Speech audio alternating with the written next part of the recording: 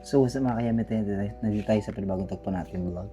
And today ay meron tayong uling i-unbox. So ngayon mag-unbox tayo ng another drone, no?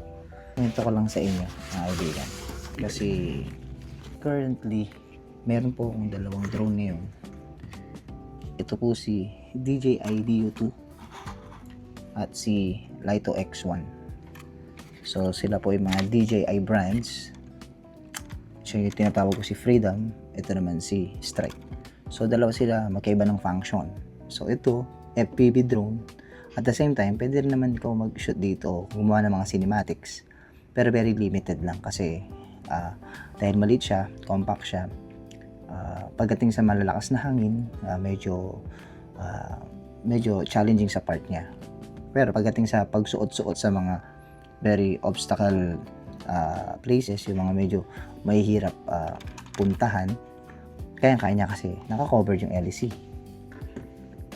Ito, maganda yung shot, maganda yung quality ng camera, kaya niyang tumagal lumaban sa lakas ng hangin, kaya mag-zoom. Pero ang problema, naka-open yung kanyang propellers. So, mahirap siyang any moment pwede mo gamitin. Ito, any moment pwede mo gamitin. Kahit nasa loob ka ng bahay, padaanin mo sa bahay, basta huwag mo siyang ibabangga, mapapalipad mo siya. Pero ito, hindi. Kinakailangan mo siyang ilagay sa isang mas maluwag na lugar, mas safe na place para magpalipad ka, di ba? Mag-take off. So, yun yung kinagandahan niya. Mas kakaunti yung battery.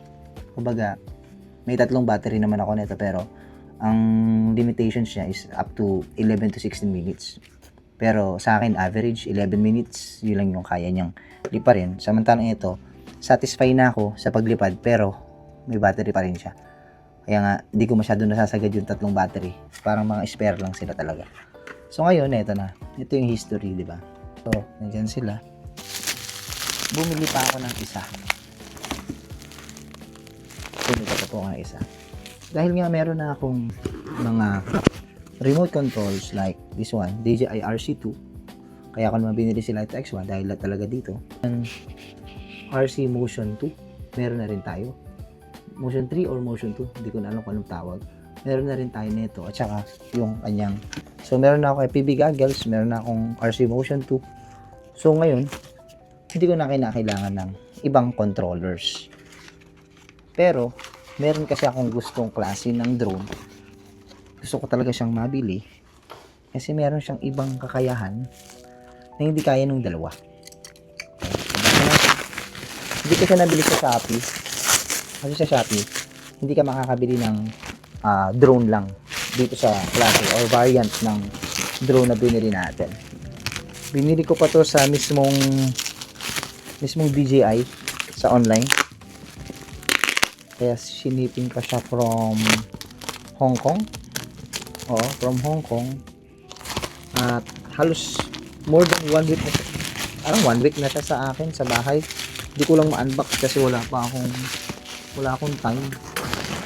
Wala akong time to unbox. So, kung sa Philippine peso, nagkakahalaga siya ng dalawa yung binili ko eh. Batteries at saka yung mismong drone. So, simulan na natin dito sa mismong drone kasi unnecessary naman yung battery kasi battery lang yun. So, yan. Galing pa nga sa Hong Kong, sa China. No? Yan. Isa natin. Okay. And then packaging. May bubble wrap. Merong 2-way charging hub. Yan, bukod po ang pagbili niyan, hindi po yan kasama sa package. And this is the drone I am talking to you. DJI Avata 360. So ano ba yung narinig ko kasi? Etong DJI Avata 360, technically parang siyang lumilipad na 360 camera. No? Ang ganda po no kasi, pag nagpalipad ka, isang lipad lang, 360 degrees footage kaya mo ma-produce gamit ito. At meron na tong 8K na linaw, no, ng camera. At sobrang daming magagandang features meron itong si DJI Avata. At yun yung hindi ko po nakita dito sa dalawang to.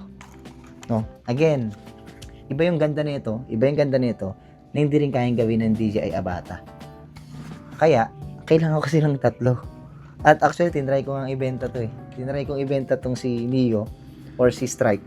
Pero bigla ako nang hinayang kasi siya yung pinakauna kong drone. Parang sabi ko, huwag na, huwag ka na ibenta. So, magkakaroon na lang ako ng parang isang magandang place para sa kanila. So, ano pa natin, unbox na natin.